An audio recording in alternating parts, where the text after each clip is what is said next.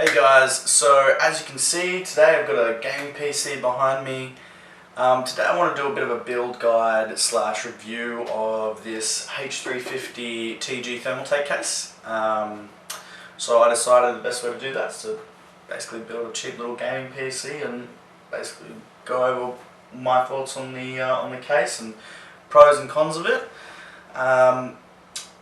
Total build time with filming was probably around 2 hours, so pretty standard for a computer if you're filming and stuff as well. Anyway, if you have any questions, feel free to comment down below. If you like this video, like it. If you dislike it, dislike it. If you do dislike it, leave a comment down below on how I can improve. And if you really like me, please subscribe. Anyway, without further ado, here we go. So pretty standard packaging. It's a cardboard box and 2 foam sides on the PC case, and then it's put in a plastic bag as well. So no scratches or dents or anything on it in my case. So for me, pretty satisfactory, I would say. Yeah. And we've also got this bag of goodies. So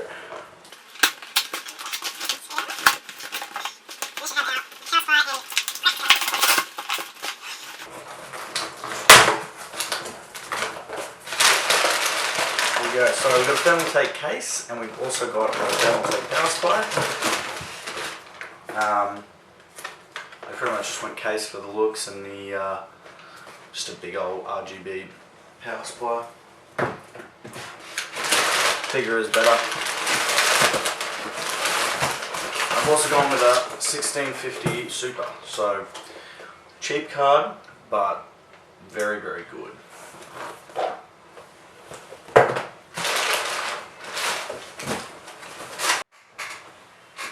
Cool, so pretty basic case.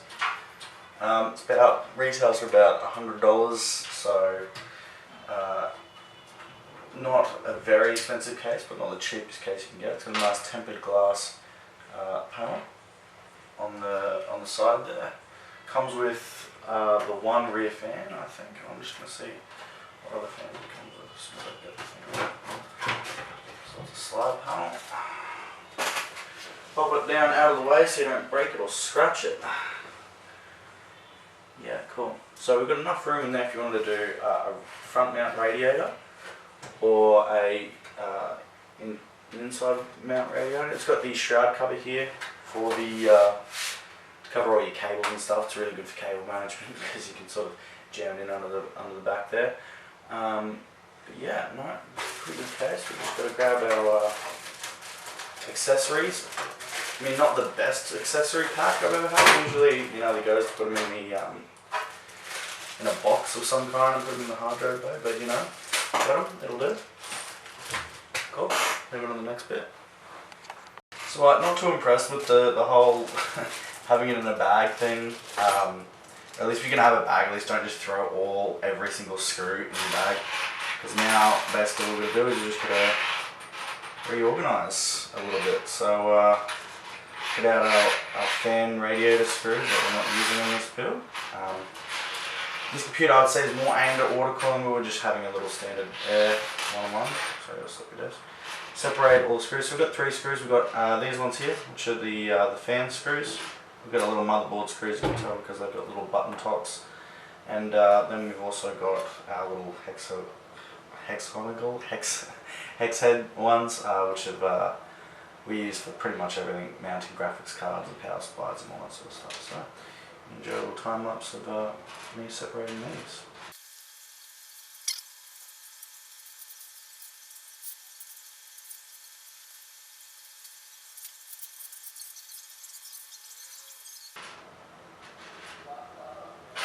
Cool.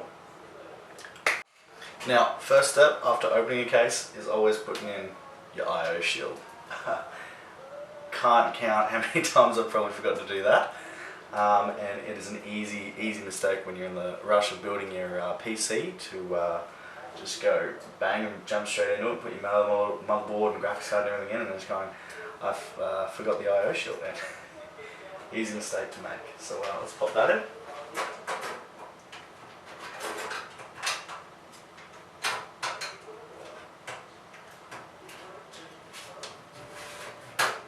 all you're going to do is just press it up against the case, just push it until it clicks into place. Just make sure it's lined up right.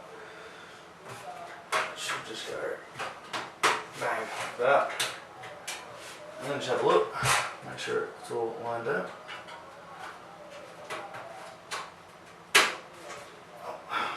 That looks just about right.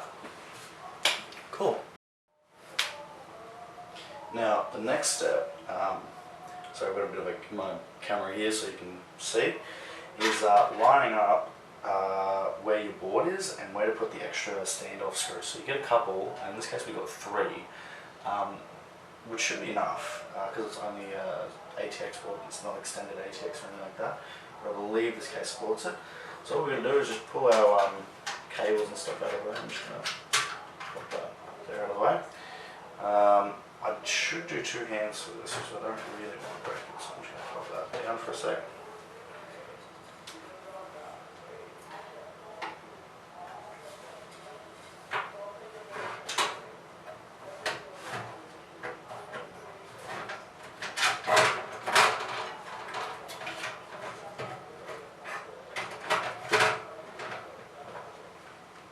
So all you're going to do is just look through now and see what standoffs you're missing, and then just grab your standoff and hand thread it in.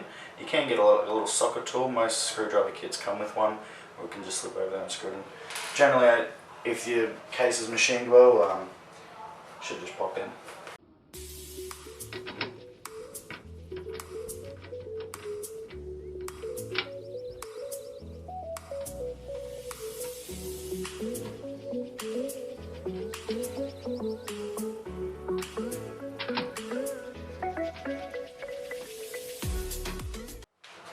So the next step is, after you've done your motherboard standoff screws, all you've got to do is grab your board.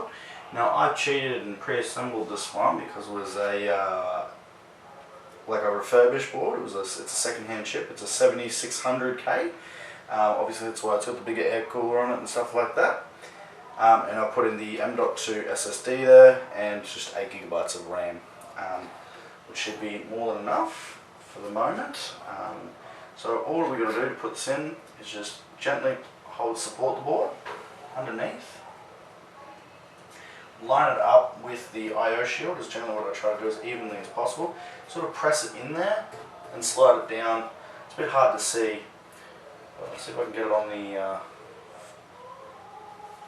hand cam.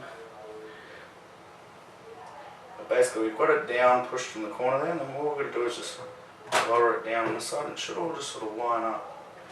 And then once we can see that, we can see where all the, it's a bit hard to see, I've got enough light at the moment, but we should be able to line it up with the motherboard standoffs, and then all we've got to do is just put in our motherboard screws, which are these ones here. And these are our little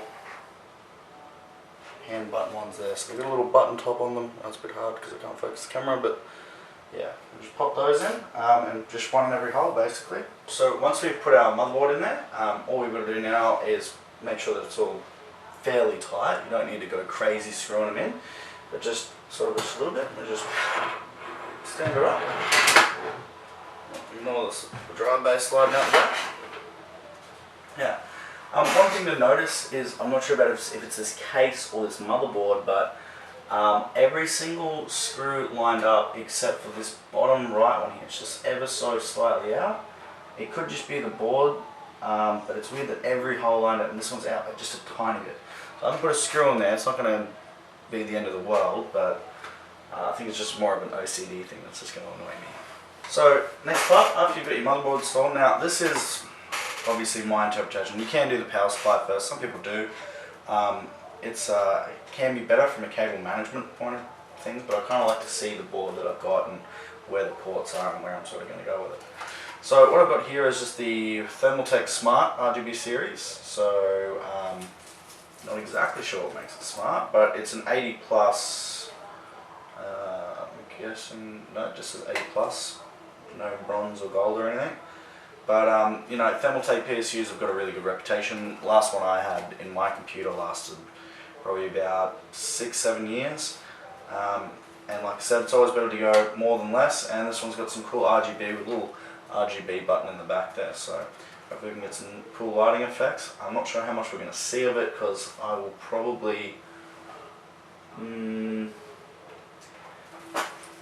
see how we go, but I think I'm going to bottom mount it just to see how we go. Key thing with building a computer is definitely planning. I obviously haven't done a great job of it, but all we're going to do is pop this power supply in, screw in the back there, the 4 screws in each corner, just with these standard ones here, so the ones with the little hexagonal head on. I'm not sure if you can see them, probably not. But yeah, little hexagonal one. I've only got 4 in the packet, so perfect, works out for me, bare minimum. Not the nicest thing from Thermaltake case, like you expect a couple extra screws maybe, but that's alright. So all we're going to do is just pop this in the back here.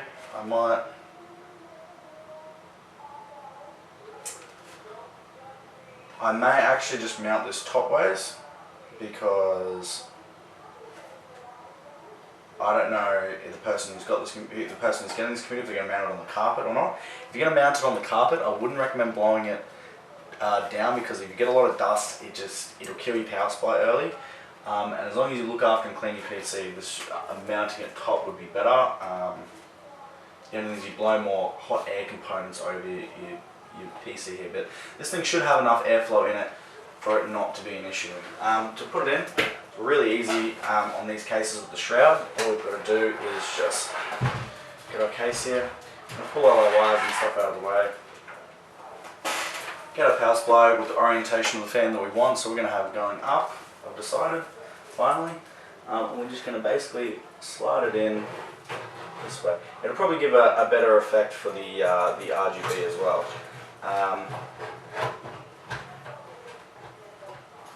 Cool. And just take note of your shroud to make sure that it's got airflow capability in it. This one does, so I'm going to do it that way. Cool. So I'm going to screw that in, and away we go. We've got a screwdriver, 4 screws. Another odd thing to mention is that all the writing on this side is upside down, but the RGB lighting switch is this way, so bit of an odd one. No matter what way you put it in, you wouldn't be able to win. So what we're going to do is line it up with our holes here. So we've got this one, this one, this one, and that one. And just put our screws in. Now I don't tighten all the way just for getting it perfectly flush, because I'm a bit of OCD, but this one here, I'll tighten it pretty much nearly all the way, just enough that it's firmly sort of pressed there. You don't need to go crazy with these things, because it's not like they're going to be going anywhere too crazy, usually most of the time.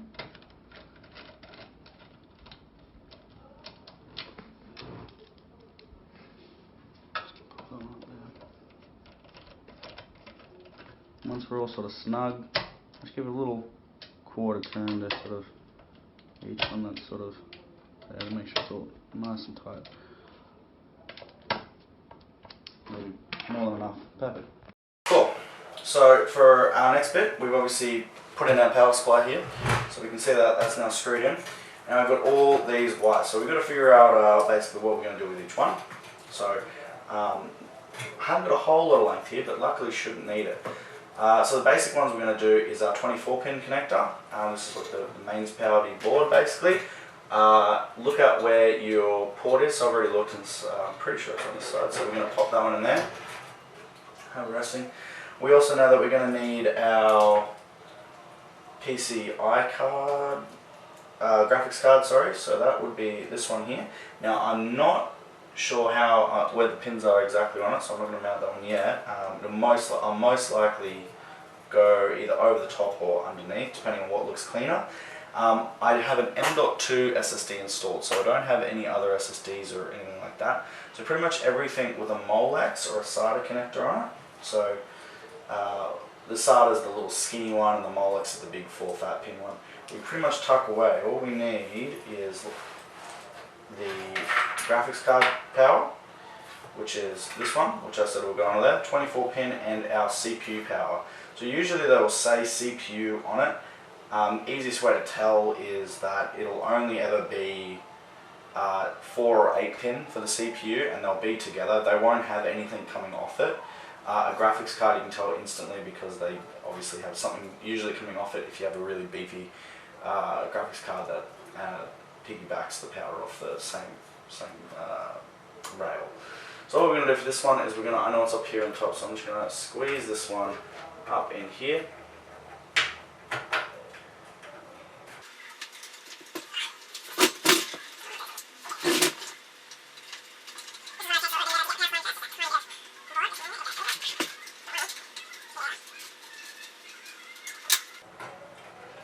There we go. So this one clips together just like that. Look where the little tooth is on the. They really didn't give me a little room here with this power supply.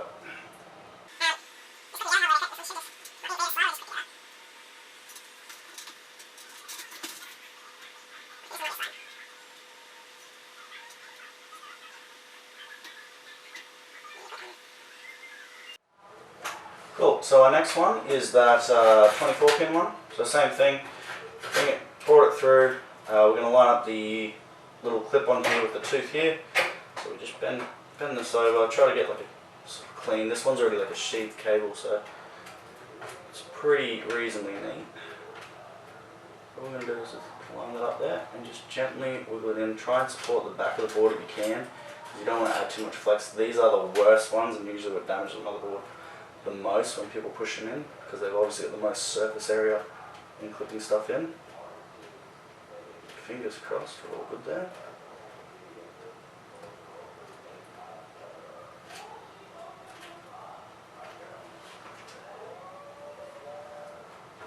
So that looks pretty damn good to me.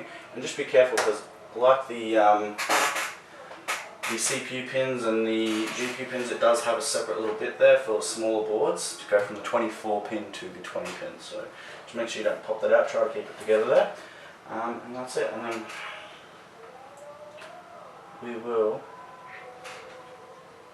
just start doing our case wiring. So yeah, pretty much do that. We go back to the back here, we look at all our I/O and what we've got. So we've got the big blue USB 3.0.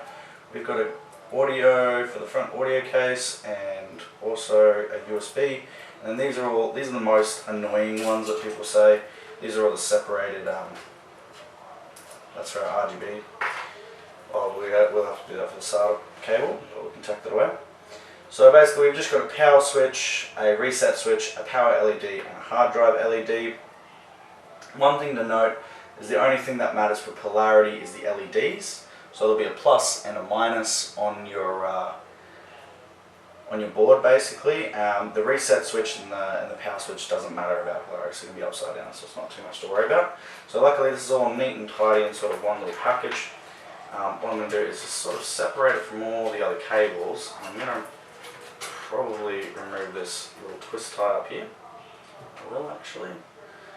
Because what I'll do is I'll make it sort of all neat at the halfway through and at the end sort of thing. So that's what we do. We want to keep it as flat to the case as possible from where its point is, which is just up here. We're going to come up through the bottom here. Just pull it in the case there. Because I know that these ones are over here, so JFP1. And a lot of boards actually have the map for it actually printed on the board. So what I'll do is I'll get the camera here and hopefully we can see in there.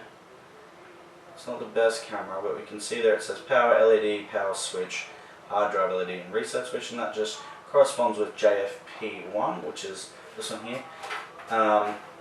Yeah, so there. I'm not the best cameraman.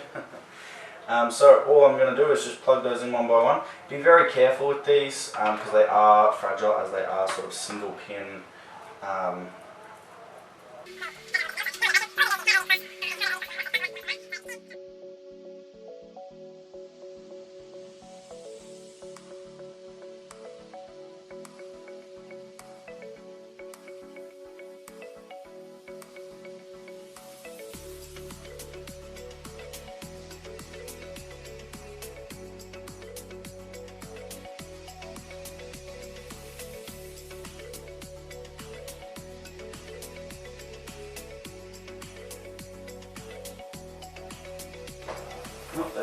that one and that one.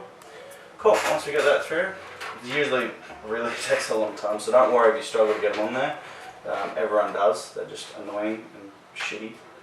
I'm just going to get this and hopefully get it folded just under there so we keep it nice and neat. Right under there. Yeah, good form. Cool. Next one is the USB 3.0, so we just feed that through the back here. Once again, like I was saying before, try and get it as flat to the case as possible, or find some sort of line that it looks like it's going to run down quite nicely. This one here is probably going to, I'm probably going to bunch it underneath the 24 pin and then bring this up. It's underneath the 24 pin. So underneath, pop this there, and I'll probably zip tie it in its own loop, crossed over underneath the cable, and wow, we should be alright. So this has got like a little notch. Just line the notch up with the hub here, and it should be okay. So just line that up. Simple as that. You can never make these things look pretty. Only some case companies make USB 3.0s with right angle headers. Thank God for those people, because they're a hard cable to look, and they're really easy to damage on your board from flexing, because they're quite a big connector with quite a fragile interface. Next one is of course the HD audio and the USB 2.0 plugs. So just find, usually you have a few USB 2.0 plugs on the board. So I've got one here and my audio's all the way down the end there. So I'll probably just fill up there, one through here and one through the end there. So just make sure not to confuse them up. It's pretty easy to tell. The USB's got the corner piece blanked out, and the HD audio's got the second from the corner piece blanked out. So what we're going to do for that one is the same thing. Look up here, look where we're at, aim where we're sort of going through, and try to make sure it's not tangled up with anything. So for this one, we're going to be going straight down, pretty much flat as we can. We're going to come up through the base here, line up with the blankers on the audio bit, and just slide that straight on top. Same thing, these little pins sometimes require a little bit of a jiggle, but never anything too much. Yeah, so just, there we go. Same thing, we'll pull that down. Another trick that I like to do is get a Sharpie and just colour in all the cables there, because you never really need to know what colours they are, unless you're making your own cables sort of thing. But if you do making your own cables, you're probably doing them all one colour or something like that anyway. So there's our audio done, and same thing we're just going to do with that USB. So grab that USB cable, and then look at where it's coming from. So it's going to follow that HD audio cable as well, pretty much. I'll probably zip tie them together, and I'll just tuck him out through the middle here. And we'll just clip him, same thing, look at where the blank is. So here the blank's on the bottom right. And then just line that up and just click that in there. Beautiful. I'll pull him down. And that's that bit done. Cool. So the only other one that I've got for this case specifically, because it's got a little ARGB strip here, it's got its own control and stuff.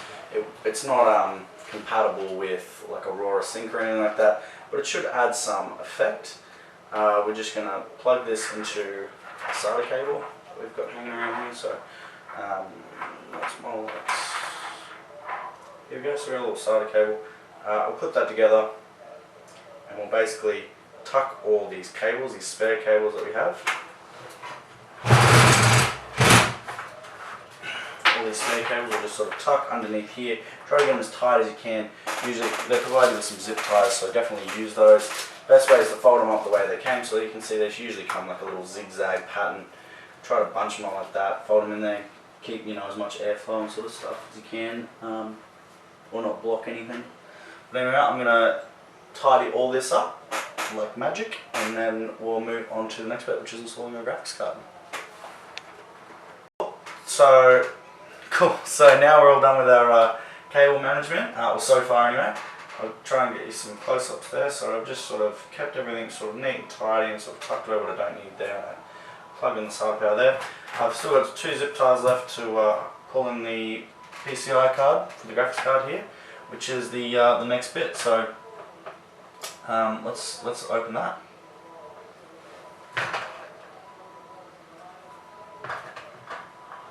So the graphics card we got here today, 1650 Super. This is just a Phoenix one. Sorry, Asus. I'm pretty sure that is. Yeah, Asus. So yeah, pretty much a cheap card. I think it's retailed around 250, 240, something like that. But as price to performance, these things are absolutely fantastic. Not to be confused with the normal 1650. There used to be a thing of the old days where you could get like an overclock model and it didn't really matter because you could overclock it yourself and all that sort of thing. But this is actually an entirely different GPU chip that's on there, and it is really good. So this is what we've got. So we'll pull this out of the box. It's not a very big card. It only has a 6-pin connector on there, so we'll pull this out. So neat little card. Comes with a little white strip on it with the scissors cards. Yeah, that's what we're looking at there. Cool.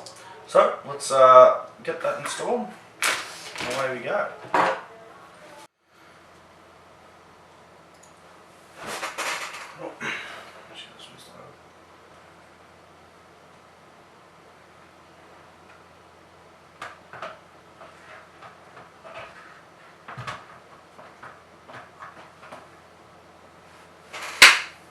Cool. So, first thing you're going to do, I'll just put that cable down there and hopefully it'll stay there, it's hidden out of the way, is you've just got to pull these out. So they're usually like still sort of stuck there. Probably should have pulled them out before I did the motherboard, but they're usually pretty easy. You just grab them and like bend them back and forth, and they usually snap pretty easy. And just count how many slots you have on your graphics card. So here we've got 2 slots, so I've just got to pull out 2 of them. They usually leave the first one out. I don't know why they didn't with this one. It's all up to whatever case you get.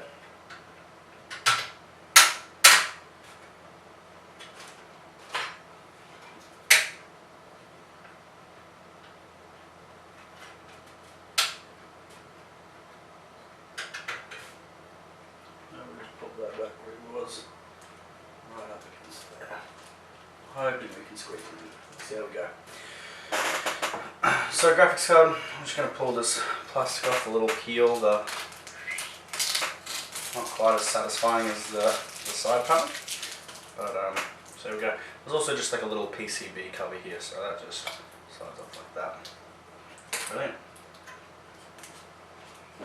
So to slide them on, all I do is I line them up with the slot I want, which is the 16X slot, which is the biggest one. Oh, and I pulled out the wrong fucking panel. So I'm going to have to pull out the next one down.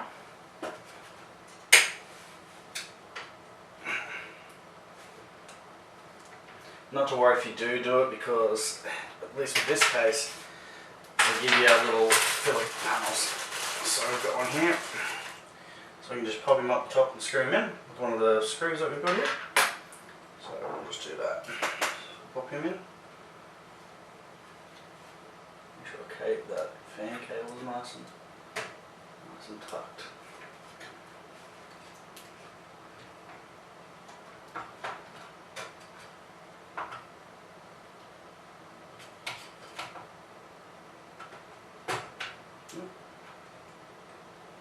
Make sure it's all lined up.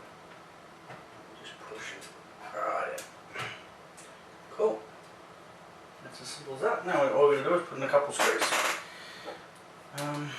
Probably, I would usually use the hex screws, but they haven't supplied them, so we'll just do, these ones here have got the same thread, a little round button one, so we'll just use those. That'll be fine.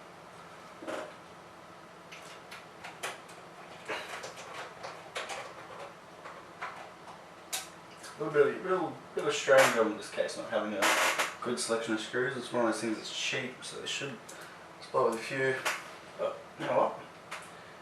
Just pop this one in. And purely for aesthetics, we'll pop in this little filler plate. Pop it in there. Same thing, another one of those button screws. Get them lined up.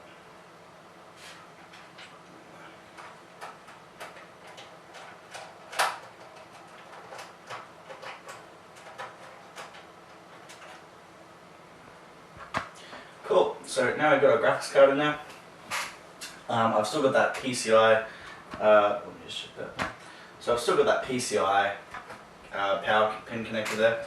So I've got him sitting out the back. I wanted to leave him out there to decide how far it comes along the board to see where I want to run the cable from. Now that I'm looking at it, I think I'm going to try and pull it out through the bottom here and have it run up and into it there. It's just a little bit of a small graphics card to bring it all the way out here. So that's basically what we're going to do. Let me just go through this. We're going through the middle port here. What I might be able to do is just squeeze that out of the road. I'm hoping I can knock it in. The downside of this is that it's very, very, very, very tight. I might actually pull that USB header out.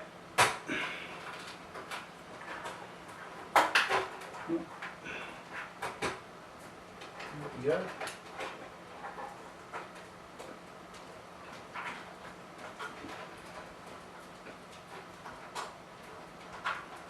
Oh, she's coming. There we go. Well, it's nearly long enough to just... Oh, so close. I was hoping I might have been able to hide the extension. What I might do is I'm going to pull that back through. I'm just going to see how far I can get this. If I can get back through.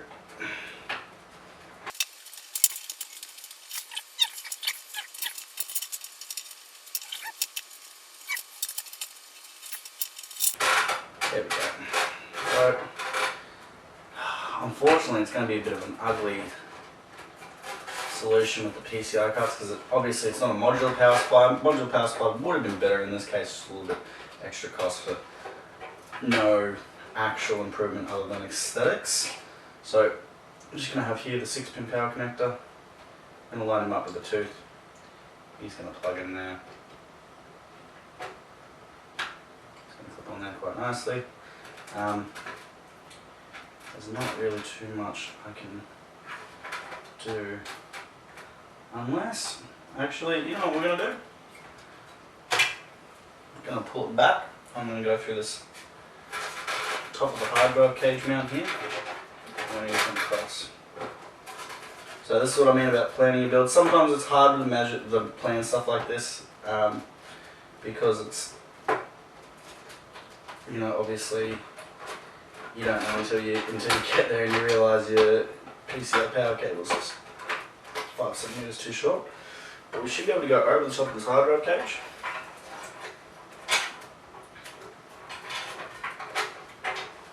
Yeah, there you have it. And we have again, go through here. Oh look, oh, it's going to be just so close. But I might be able to plug that. Ah, damn it. Plug that in there and pull that. No. I would like to pull it down underneath, but I think it's going to put too much stress on that PCB on the card. So we might just leave it just like that. I think that's probably the most aesthetic, according to me anyway. So well, you know, it's each their own when it comes to that. You can run it across, right across the board, or you know, up or from anywhere really. It's just a matter of taste.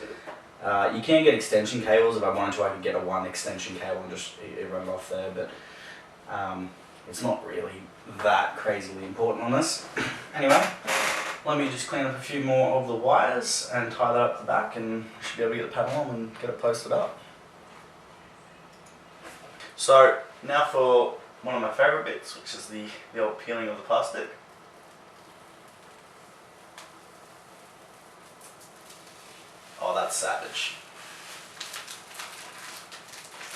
Now I've got to touch the glass to get the sticker off.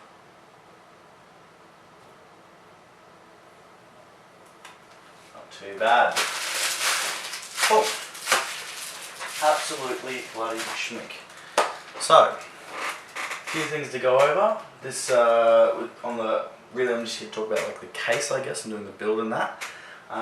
This is the Thermaltake h350 TG RGB. Basically, I'm just going to split it up, pros and cons, pretty simple. Pros, you know, it's reasonably spacious, it's got good airflow, it's got these really big grills here, you know, a lot of airflow at the top and bottom, and it's got the holes in the power supply shroud. It's nice that it has a power supply shroud, keeps it nice and neat, hides a lot of those cables, like you can see that, you know, sort of hidden, tucked away back there. It'd be nice if that was a little bit closer, just for the graphics card, but I wouldn't put that down on them. There's also a lot of like movement for components, for like fans, so you get a lot of area to slide up and down. If you have a top mount radiator, you can move it back and forth, and I think you can mount it either to the, so you can mount it closer to the front of the front of the case, which turns it this way. So in that aspect, I'd say it's really good. A few of the cons is it's only got the one 3.5 inch drive bay slot when they easily could have fit two, so I don't know why they did that. A bit of a strange one there. They didn't give enough zip ties and screws. They should have given just a couple more of the hex head ones. Would have been nice, just for like the graphics card and stuff like that. Little things, you know. They still supplied screws which work. You can thread in there. The RGB that's on the front isn't controllable. There's no controller. There's a button on the top you can do to change the colours and stuff, but it'd be nice to see some like Aurora sync in there. You know, these days they're making controllers and stuff that are pretty cheap, so it's not that bad. It does have a plug on there, so you probably could do a bit of like a home style thing and plug it in there and get control of those LEDs. Another thing was that there was no rubber grommets around any of the cutouts for the around the power supply shroud or anything like that. That would have been nice just for, once again, aesthetics. So, you know, you can hide a bit more of the cable, or at least make it look a little bit neater and tighter. Not a deal breaker or anything like that. It would be nice to see.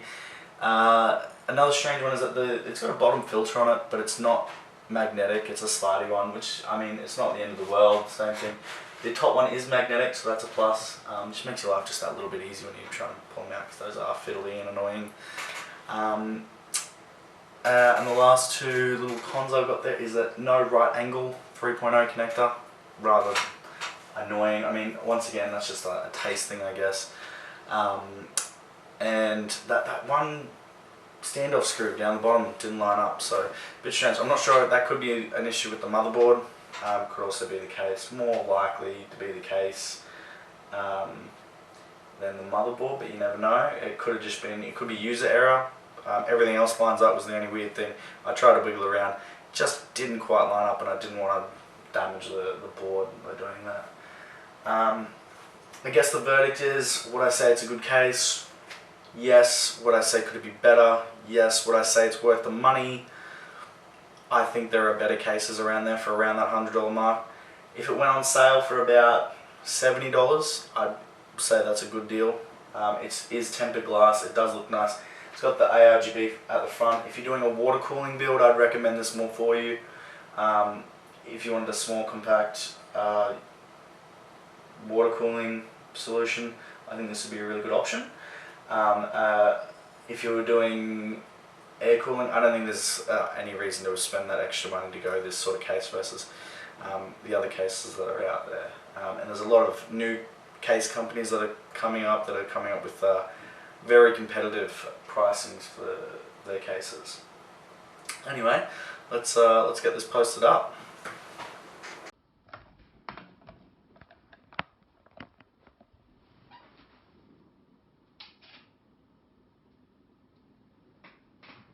Cool, so a little bit dark, but that's because I've had to swap the power supply and I run my ring light off my computer. So basically, let's give the old boot up. We've got RGB on the front, and we've got RGB on the back. What have we got here for the button? Oh, single colour. Oh, we do have post though. Let's have a look there. I already have an operating system preloaded onto that. So, let's do on that. So we're just going to do some updates for that GPU that's in there while I play with the lights.